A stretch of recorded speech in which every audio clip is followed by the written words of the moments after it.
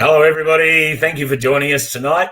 Very soon, I'm going to be joined by Warwick Young, OAM and president of the Veterans Film Festival. He's having a couple little technical issues getting into the stream, but he will be with me shortly. To give you a bit of background on Warwick, Warwick served as an officer in the Army Reserve and saw active duty in Iraq in 2006. And in 2014, he was instrumental in the design and delivery of a joint venture between the ADF and the Sydney Theatre Company. It was a project designed to provide the wounded, injured and ill members of the ADF with an opportunity to utilise theatre as a form of therapy to assist them in overcoming their injuries, both physical and psychological. Most of us would probably know him, though, from his work as both a filmmaker and as an actor. His film credits include things such as Wolverine, Superman, Stealth, The Great Raid, and some Australian productions, some of which we're all very big fans of: The Battle of Long Tan, Blackwater Trail, Beneath Hill 60. He was on All Saints, Small Claims, Water Rats, Tales of the South, Sea Patrol, Rescue Special Ops, Carlotta from the ABC. He's even been on stage and the man's got a laundry list, quite an impressive resume. But I have him here with me. He's just come into the studio. Before I introduce him, I'm just going to play a little trailer of the festival for you, and then we'll be joined by Warwick Young in just a moment. Here we go with the trailer.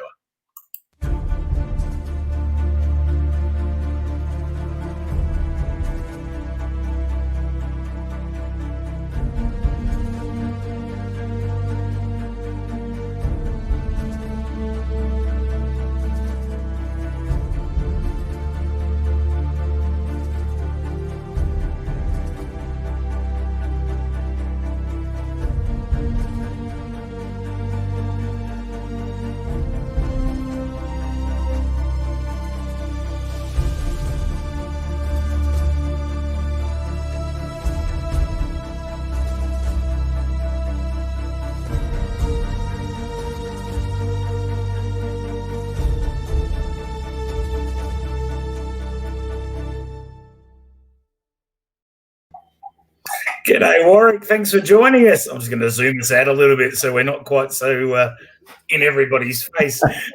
How are you, Gday? Thanks for having me. Well, thanks, mate. Thanks for joining us. Veterans Film Festival. I mean, firstly, let me say what a resume you've got. What a history between the acting, the filming, on stage, the service in Iraq. I mean, and then obviously the work that you've done in the theatre realm. Having you be invited to the Order of Australia as well. I mean, holy smoke.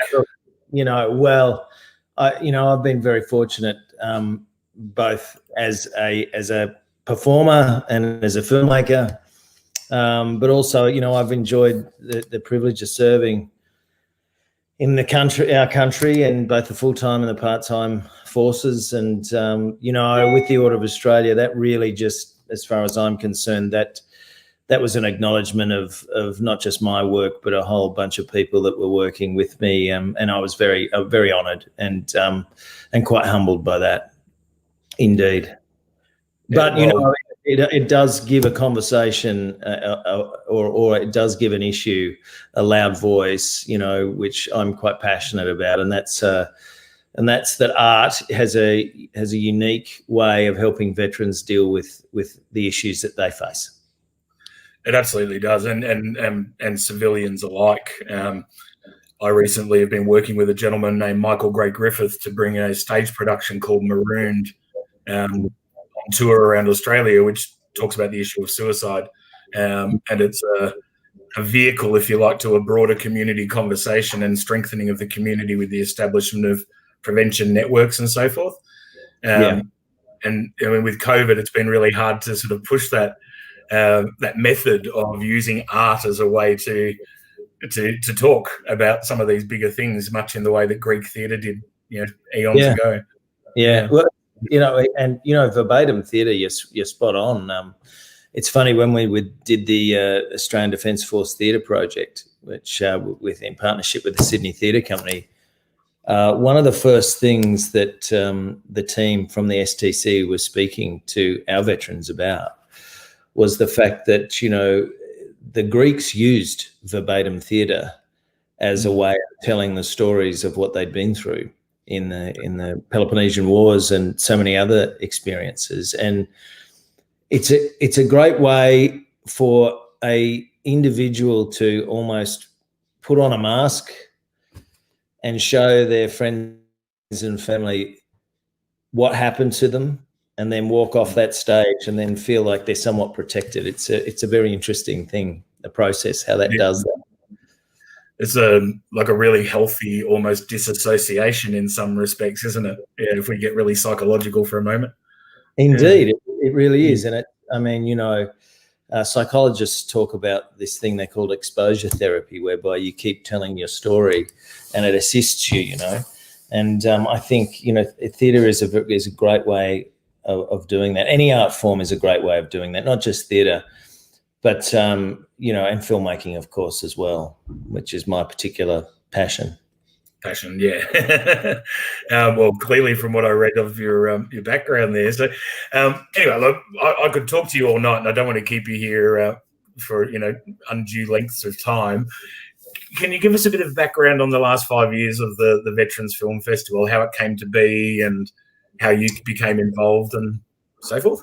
Oh, absolutely. Well, look, the festival was founded by the man who is still our festival director, a guy called Tom Pappas. And it really came into being because he was involved in a festival called the 48-Hour Film Festival, whereby the broad context is you got 48 hours to completely make a film, from writing it all the way through to delivering it, and a really great activity. But the funny thing was, he noted that a lot of the films that were coming in had war or veteran themes in them.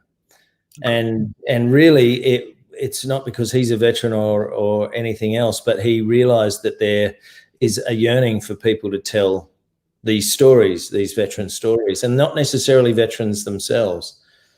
So he did that for 4 years with various other members of the committee, and the Australian War Memorial got involved with supporting it. So did the National Film and Sound Archive and several sponsors. The RSL had been in and out as a sponsor. Last year we had Westpac as our principal sponsor. And I came on last year. I met Tom at Flickerfest, not Flickerfest, at Tropfest. And I was there purely as a filmmaker, and a friend of mine who is Andy White, who's an Oscar-winning sound designer for Hacksaw Ridge, and he'd done sound on one of my films, on the mix on it, and he said, "You've got to meet Warwick Young. He's over there, mate. You've got this Veterans Film Festival. He's a veteran, and he's a filmmaker as well." So we met, and it was a marriage of serendipity, if you like, because I was obviously more than willing to be a part of it, and so I did, and they asked me to be the president for it, which I accepted. And so last year we did the festival based out in Canberra, and we did it in the War Memorial and the National Film and Sound Archive, and we've been going from strength to strength. One of the main things that I said, if I was involved, I wanted us to really focus on is ensuring that the conversation wasn't separatist. So, veterans come from all walks of life, and that's right. And so I didn't want it to be a festival whereby it was only films that were made by veterans. I thought that wasn't inclusive of getting people to start conversations. Mm-hmm. So the film is the festival is one where a film can be made by a veteran, and it can be about anything. But it just qualifies because they're a veteran, or it's made by other filmmakers who are dealing with veterans' issues and themes. And there is only one caveat that I said we had to put on that: it had to be done with respect, because all too often we see films, particularly films about war, and veterans or the soldiers within them or the characters within them are very two-dimensional. They don't represent people that come from various walks of life. They don't represent people that have layered personalities or complex emotionally frame makeup, and so if you're playing someone with PTSD, you tend to get the angry guy that wants to fight everyone. Well, those of us that know PTSD, it manifests in many different ways, and that's one way. One other way is quite the opposite. They could become very reclusive and introverted, and they become very lost. So I just thought that we needed to ensure that the conversation keeps going.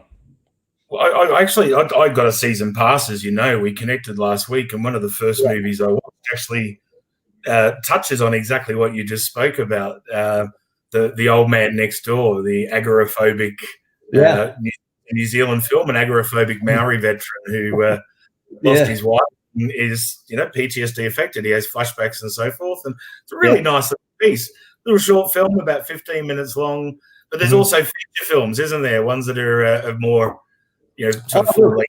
Look, and I mean, we've got a fantastic selection of films. It's very competitive. We get a lot of entries from all around the world. I mean, 16 countries. And the thing I like about the festival and its scope is you soon realize that no matter where you come from in the world, people are all the same. And you know what? Veterans are all the same. They have the same issues. They have the same experiences, and the hurdles the obstacles that they face upon their return are the same, regardless of what side they were fighting on and what their cultural background is. And I think I think like we said on the phone the other day, I think one of the most powerful messages you can get is from somebody who's really invested in veterans or is a veteran, and that being, you won't get any greater peace advocate than people that have seen a war zone. Yeah. Yeah. That lived experience, isn't it? I know it's not Hollywood. It's real storytelling. And that's where the learning I think comes from as well, is in that real storytelling. Not the heavily scripted, but something that's really coming from the heart, and in many cases from true life. That's right. And interestingly, quite a lot of the films that are in this year's festival are all based on a true story. Normally we get some that are, they're correct, but they're fiction. Quite a number of these are all based on real experiences. I mean, and look, I love the different perspectives. I mean, there's the wonderful short film from the Netherlands. The name of it escapes me, and I'll just have a quick look here, where it's about the invasion of the Netherlands in World War II. And, they were a neutral country. And the perspective on that is so amazing, because Days of Many from the Netherlands. Yeah. It was, and it's a student film, which I found quite amazing, because the quality of some of these films the quality of some of them are just phenomenal. Like they look like big budget movies. That's right. Some of and I'm the shorts there. I mean, the features we've chosen are great films, and of course, in a selection where you've got a lot to choose from, we choose the best. But in the short films, we do the same. But you expect short films to have some limitations with their budget and their production design, and some of these, I don't know where they found the money from, but they've done a great job. Well, I've got an example here, actually, just for our audience. This particular one is out of Italy. And just to it's only a little teaser, about a minute long, but it gives you a taste of just how great that production quality is.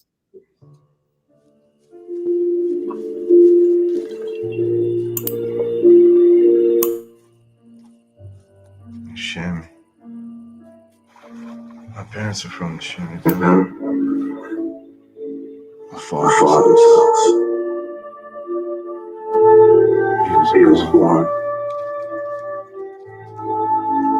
I don't even know if it's still standing. He dropped so many bombs all over the fucking island.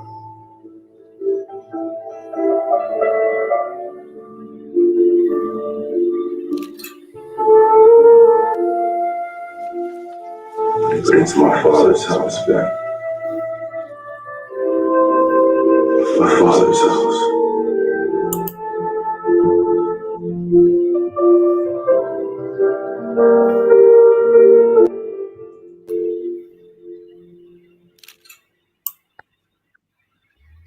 So, like a really powerful, short 1 minute clip that I don't know about everybody else that's watching, but just makes me want to go and watch it.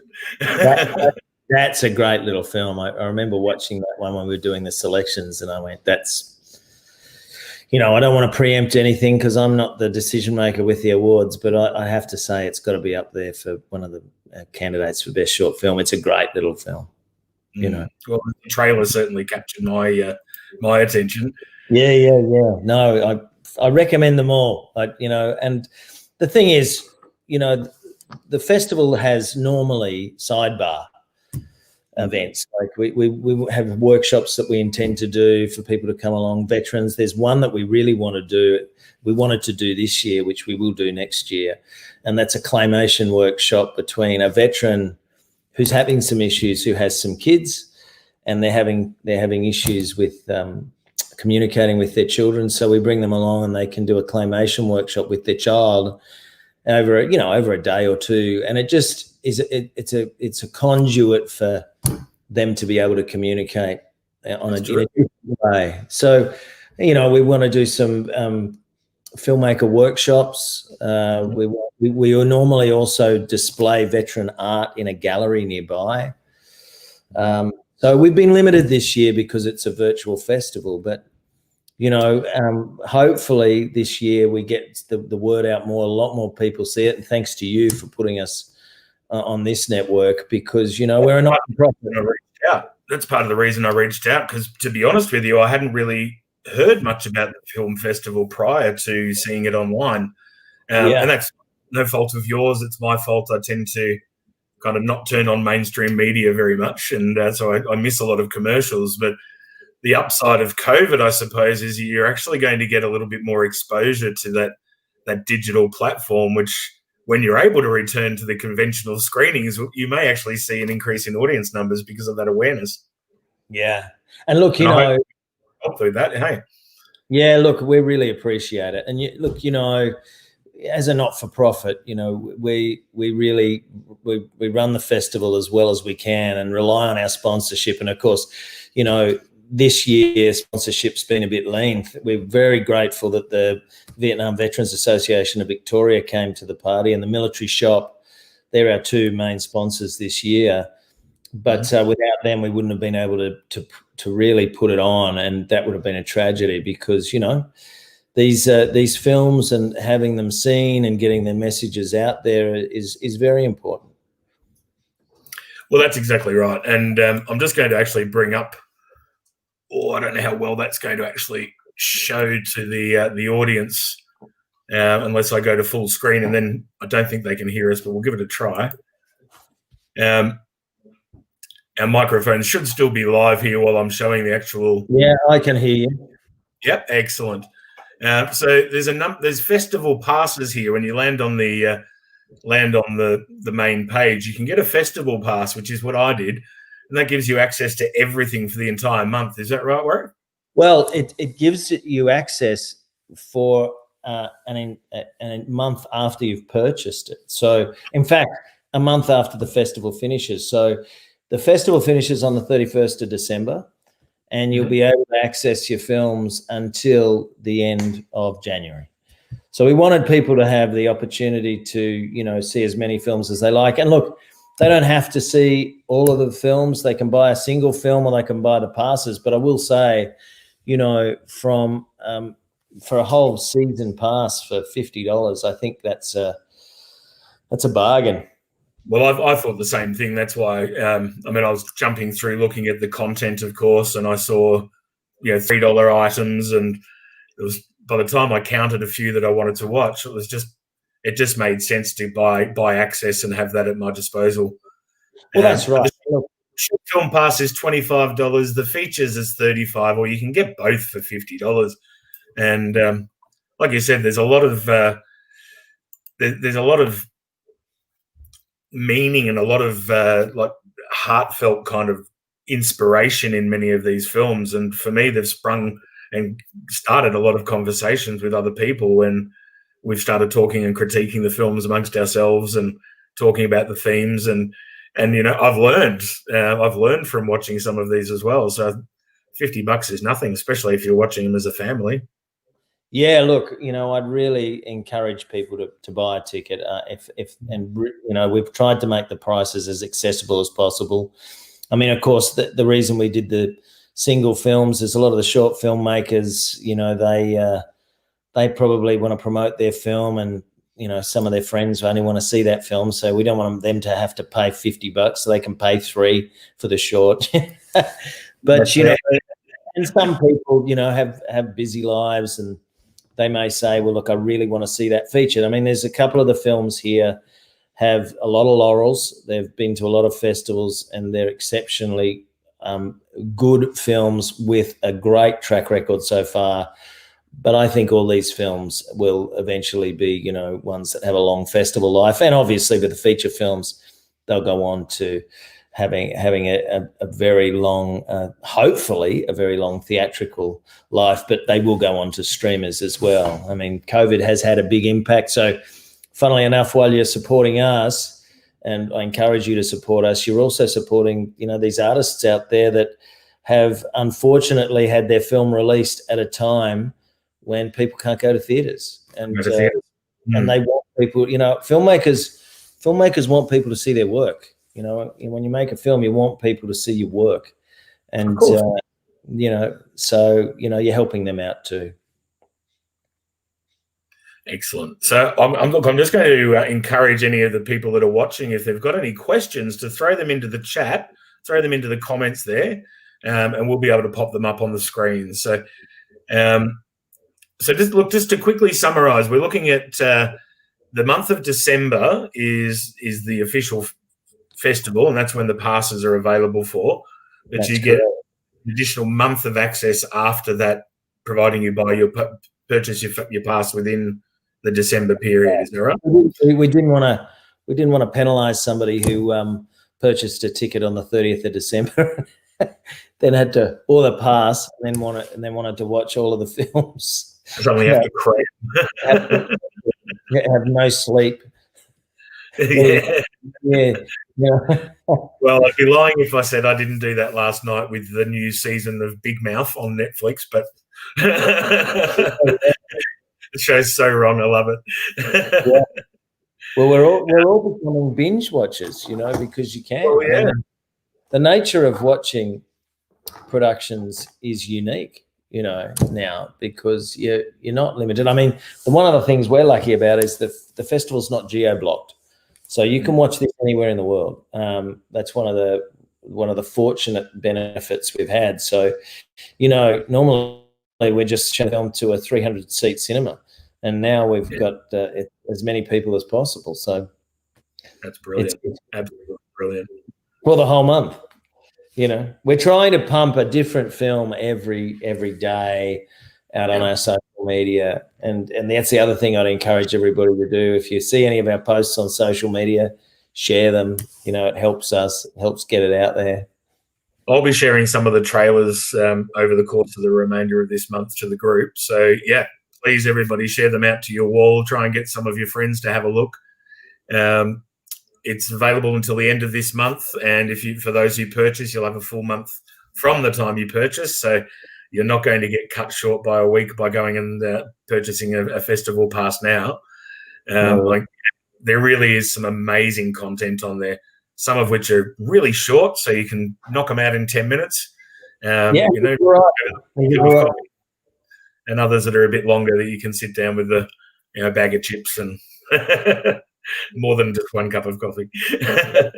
And look, there's a variety of genres too. It's not all war films. There's a whole different set of stories, and there's some really laugh out loud comedies. I love the comedy about the Vietnam veteran and his next door neighbour, the lady with dementia, which is an Australian film called. Let me get it for you. I found it really touching.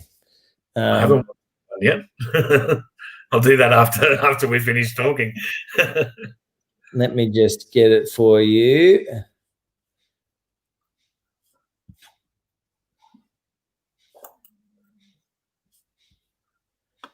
Where is it? Hiding there somewhere.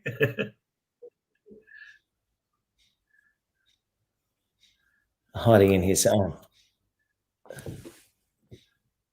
Where is it? It's fantastic. Or am I in features at the moment? No, I'm not in features. It's one of the short films you said. It's one of the short films, yeah. It's a fantastic. Yeah, I can pop it up on the screen here, actually. Oh, yeah. And then everyone can have a bit of a look. I shared a short on the Kokoda track story earlier. That looks like a really good. That's a fantastic documentary. That is a fantastic documentary, and really interestingly, it's quite educational because it gives you a perspective on